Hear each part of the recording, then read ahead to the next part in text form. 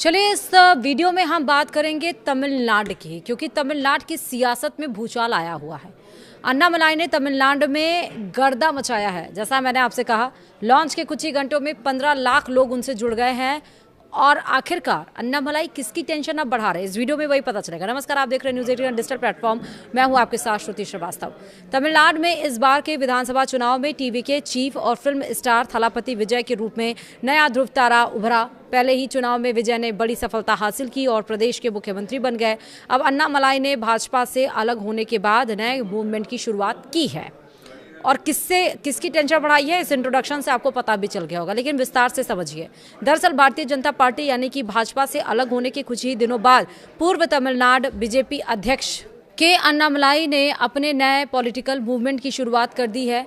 Kalam school of ideology के concept पर based इस पहल को शुरुआती चरण में ही व्यापक समर्थन मिला। आंदोलन के लॉन्च होने के कुछ घंटों के भीतर ही इसकी सदस्य संख्या 15 लाख से अधिक पहुंच गई, जिसे तमिलनाडु की राजनीति में एक महत्वपूर्ण घटनाक्रम माना जा रहा है। अन्नामलाई ने 5 जून को भाजपा से अपना नाता औपचारिक रूप से तोड़ लिया था और इसके बाद उन्होंने अपनी नई राजनीतिक यात्रा की घोषणा करते हुए वी द लीडर्स नामक कैंपेन की शुरुआत की। यह पहल एपीजे अब्दुल कलाम के विचारों से प्रेरित बताई जा रही है और इसका संचालन APJ Abdul Kalam centre for ethics and politics के तहत किया जाएगा। अन्नामलाई ने अपने पहले सार्वजनिक संबोधन में कहा कि यह मूवमेंट आम लोगों को राजनीति के केंद्र में लाने का प्रयास है। उन्होंने बताया कि कोयम्बटूर में एक प्रशिक्षण और शोध संस्थान स्थापित किया जाएगा, जहां राजनीति, नेतृत्व और सार्वजनिक नीति पर अध्ययन और प्रशिक्षण दिया जाएगा। उनके अनुसार डॉक्टर कलाम उत्कृष्टता, समर्पण, त्याग, राष्ट्रीय एकता और राष्ट्रवाद के प्रतीक थे। उन्होंने कहा कि एक गौरवान्वित तमिल और राष्ट्रवादी व्यक्तित्व के रूप में कलाम को आंदोलन के केंद्र में रखकर तमिलनाडु की राजनीति में एक नया विमर्श शुरू किया जा रहा है।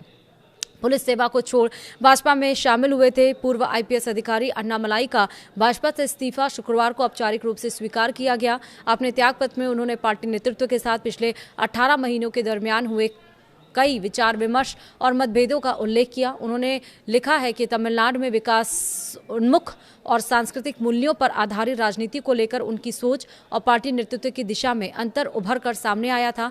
वरिष्ठ नेताओं के साथ चर्चा के बाद उन्होंने निष्कर्ष निकाला कि राज्य के भविष्य को लेकर उनके विचार अब भाजपा की रणनीति से मेल नहीं खाते। अन्नामलाई साल 2020 में भारतीय पुलिस सेवा छोड़कर भाजपा में शामिल हुए थे। पार्टी में आने के कुछ ही सप्ताह बाद उन्हें राज्य उपाध्यक्ष बनाया गया और 1 वर्ष के भीतर मात्र 37 वर्ष की आयु में तमिलनाडु भाजपा की कमान सौंप दी गई थी। उनके नेतृत्व में भाजपा ने राज्य में अपनी राजनीतिक मौजूदगी बढ़ाने की कोशिश की थी। युवाओं से खास अपील की गई है, जैसे कि अन्नामलाई ने नई पहल को अपनी राजनीतिक यात्रा का अगला चरण बताते हुए युवाओं और आम नागरिकों से इसमें शामिल होने की अपील की है। उन्होंने कहा कि राजनीति में एक सामान्य व्यक्तित्व का प्रवेश अपने आप में बड़ा बदलाव है। उनका दावा है कि आंदोलन का उद्देश्य ऐसी जन केंद्रित राजनीतिक सांस्कृतिक विकसित करना है जिसमें स्थायी विधायक और सांसद जैसी व्यवस्था को चुनौती दी जा सके। उन्होंने वंशवादी राजनीति और व्यक्ति पूजा की संस्कृति पर भी निशाना साधा। अन्नामलाई ने कहा कि उनका आंदोलन वैचारिक स्पष्टता के साथ आम लोगों की राजनीति को आगे बढ़ाएगा और आने वाली पीढ़ियों के लिए बदलाव की नींव रखेगा। हालांकि उन्होंने यह भी स्वीकार किया है कि इस लक्ष्य को हासिल करने के लिए धैर्य और चरणबद्ध प्रयासों की आवश्यकता होगी।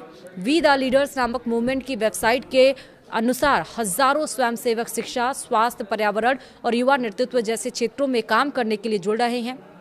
संगठन जमीनी स्तर पर बदलाव लाने के लिए स्थानीय पहलों को बढ़ावा देने पर जोर दे रहा है। अन्नामलाई ने यह भी स्पष्ट किया है कि उनका नया राजनीतिक मंच तमिलनाडु में होने वाले अगले लोकसभा चुनाव में हिस्सा लेगा। उन्होंने ये भी कहा कि उनका उद्देश्य केवल चुनाव लड़ना नहीं, बल्कि ऐसे नए राजनीतिक नेतृत्व को तैयार करना है जो पारंपरिक राजनीतिक ढांचों के बजाय आम नागरिकों की आकांक्षाओं का प्रतिनिधित्व करे। उनके अनुसार 6 वर्ष पहले राजनीति में आने का उनका मकसद तमिलनाडु में सकारात्मक बदलाव लाना था और यह नया आंदोलन उसी लक्ष्य को आगे बढ़ाने का प्रयास है। वीडियो में इतना ही। नमस्कार।